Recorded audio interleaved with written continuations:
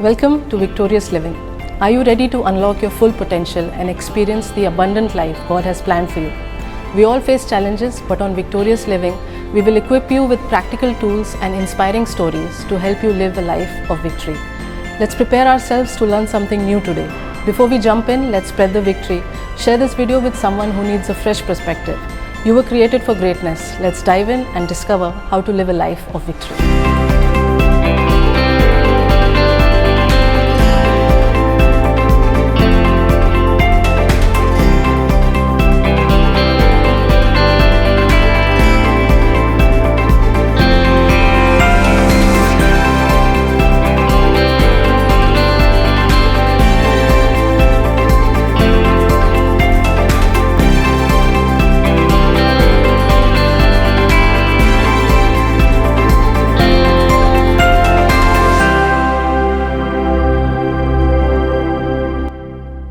Hi, wonderful people. Welcome to the show today.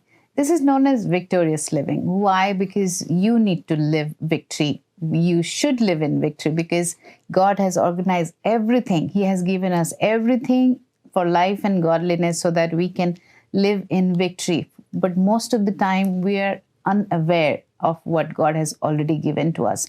So I always say this to my team, by sitting in the garage cannot make you a car. Right? No matter how long you sit there. So I have a wonderful guest. We are going to talk about how you're chosen for the kingdom, wherever you are placed for such a time as this. It's going to be a very nice, intense discussion. So get your paper and pen, write down a few points that you may feel in your spirit.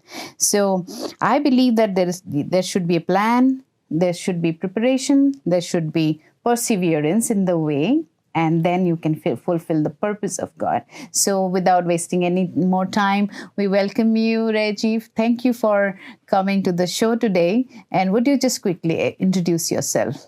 Yeah, my name is C Regi Rodgers, and I am known in the relationship world as the #1 relationship coach, and I give dating from an expanded conscious perspective. Let me just explain what expanded conscious perspective is, because I think it'll help us today and where we're going. Expanded conscious perspective just simply means I empower people to not focus on what's missing, but I empower people to focus on what they intend to create. So therefore, you become intentional. So it's the attention that garners the intention. Then that creates the manifestation. So that's why I give dating from an expanded conscious perspective. Wow. Today we are going to talk about a king and a queen, and even relationship involved there. We're talking about Queen Esther and how she got favor from God. And this was the season of Purim, where everything that was wrong, planned against the chosen ones, was turned around and they got favor. So we're going to talk about leadership skills today. We're going to talk about how we can obtain favor from God and men. So what is your view about the book of Esther? So when you talk about the thrust of Esther, to me, is just that one night with the king.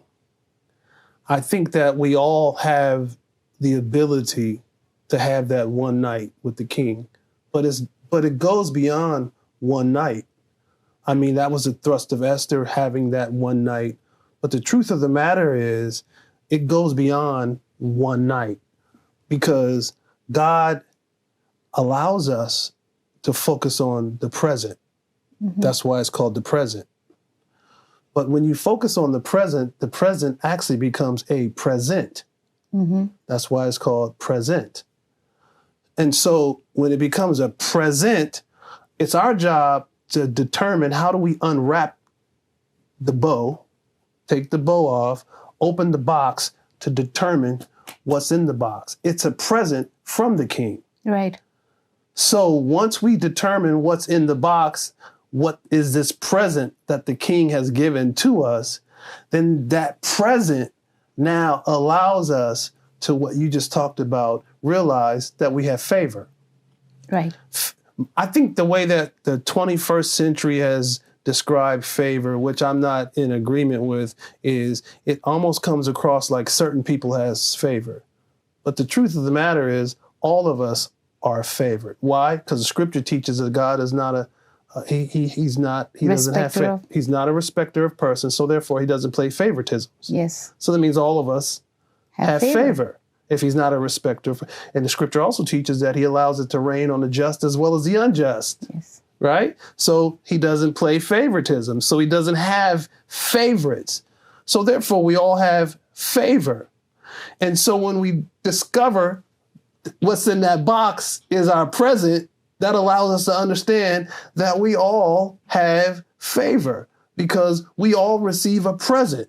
It's just understanding how do we focus and how do we operate in this present moment. That's why scripture is so huge when it talks about take no thought for your life.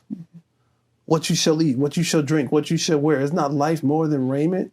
Therefore, don't worry. Just realize that you got this. It's all in his hands. He's already given you everything that you need that pertains to life. And so if he's and godliness. And so if he's already given you everything that you need that pertains to life, then you have to know that you just need to enjoy your life. Most people can't enjoy their lives because now they're saying, I don't have favor. I don't understand what's going on. I'm not the chosen one. It's the reason they don't think they don't have favor. The reason they don't think that they're the chosen one is because we've painted this picture that there are only certain people that have the ability to be chosen, certain people that have the ability to be anointed. We're all anointed. We all have it. It's just a matter of tapping into what's inside of us and allowing what's inside of us to be greater than anything that's around us. Scripture teaches it again. Greater is he that's within us. Yes. That's all of us. Yes. So we all have that greater one. Right. While you speak, I feel that most of us, we don't open that present. It's there. And like, I'll give you an example that one of my friend gifted me a Gucci boot, like, which is so expensive, but 5 years it was in my cupboard and I never realized it is that expensive. And when I needed some kind of particular kind of boots and I opened it and I saw that, I said, oh my God, this is one of the most expensive thing that I have, and I didn't value it for so long because I did not realize it. So that was a revelation for me that, God can give you everything and you may not even realize it. But here in place of Queen Esther, she didn't know that she's chosen. She's placed in the kingdom and the palace because it was God's idea. Strategic. She was very unlikely to be chosen to become the queen. She was just an ordinary girl. And now she's suddenly a queen, but she doesn't know what is her responsibility. So Mordecai comes in the picture to make her realize that you're chosen. So what would you say to all those ministers, volunteers who are watching us today? How can they plan? How can they prepare for their calling? Like what they are given with, the gift or the present that God has given us for this time, for this season, for this life? I'm going to take it in a whole different direction than you probably thought I would take it in, because one of the things that is important to me, and my dad told me this a long time ago, and as a young person, I didn't realize it, but as I got older, it made tons of sense. My dad said, you can't mess up at something if you're not doing something. So that just simply means is people are afraid to mess up. As you just said, Esther didn't understand her call. She didn't understand why she was there. Here comes Mordecai to give her some instruction. Advice, and as you said, some advice as it relates to what her purpose was. Yes. Okay, so in determining our purpose, a lot of times we're going to mess up. But when we mess up, sometimes it's how we talk to ourselves that allows us to get to the next level. If we say, I am a mess up. That's all I ever do is mess up. I'm getting sick and tired of messing up. We're going to continue to be that because that's the conversation that I've had with myself. You said something earlier, too, about putting yourself in the council of wise advisors. Yes. When you allow yourself to be in the council of wise advisors, they'll realize that you're going to mess up because none of us are created to be perfect people. Right. We're created to be people that's in a process of becoming who we're called to be. That's the process. A process is, I'm not there yet, but I'm closer today than I was yesterday. And I'll probably be closer tomorrow as long as I stay in the process. And so when we come to God, that's what he does with our soul. Our soul is in the process of being saved as we live. Our soul is in that process.